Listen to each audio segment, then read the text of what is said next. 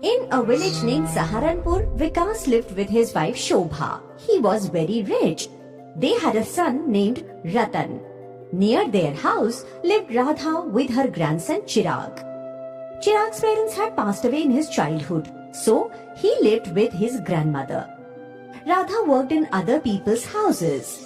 Even though she was poor, she enrolled Chirag in a good school. Ratan and Chirag went to the same school. They were of the same age and played together. But Vikas didn't like his son playing with Chirag at all. One day, Vikas said to Ratan, Son, the house is full of toys. Play inside. Why do you play with that Chirag? I do not like it. Dad, you know Chirag is my good friend. He can do anything for me. His grandma works in people's homes. Why do you play with him? He is only pretending to be your friend to play with or steal your expensive toys. I don't like you playing with him at all. If I see you with him again, you'll be in trouble. Ratan, crying, goes to his mother Shobha. Then Shobha says to him, Oh dear, why are you crying? What happened? What do you want? Papa will bring you a nice teddy bear. Ratan tells his mother everything that Papa said. Then Shobha gives him his favorite chocolate and calms him. When Chirag comes to play, Ratan tells him everything and refuses to play with him. Chirag returns home sad.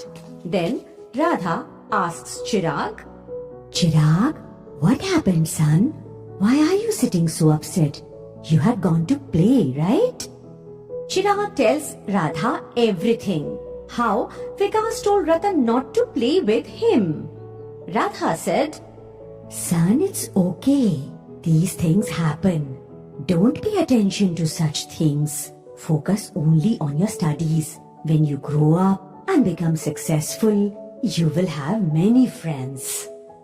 Okay, Daddy, I'll focus on my studies from now on.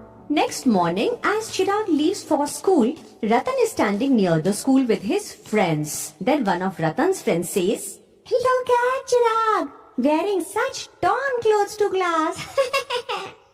Hearing this, Chirag feels very bad, but he ignores them and walks ahead. Even Ratan doesn't like their words, and so he says, So what if Chirag doesn't have good clothes? He scores better than all of us. It's not good to make fun of him like this. Saying this, Ratan walks away.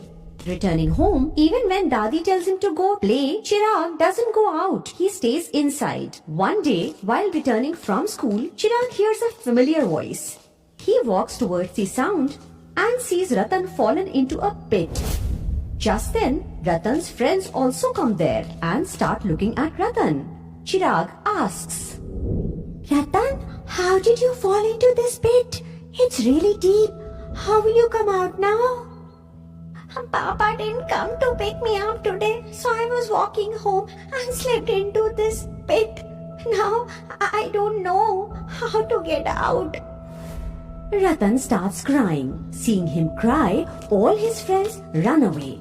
Then Chirag calmly says, Don't cry. I'll figure out something and get you out. Chirag runs home and brings back a rope.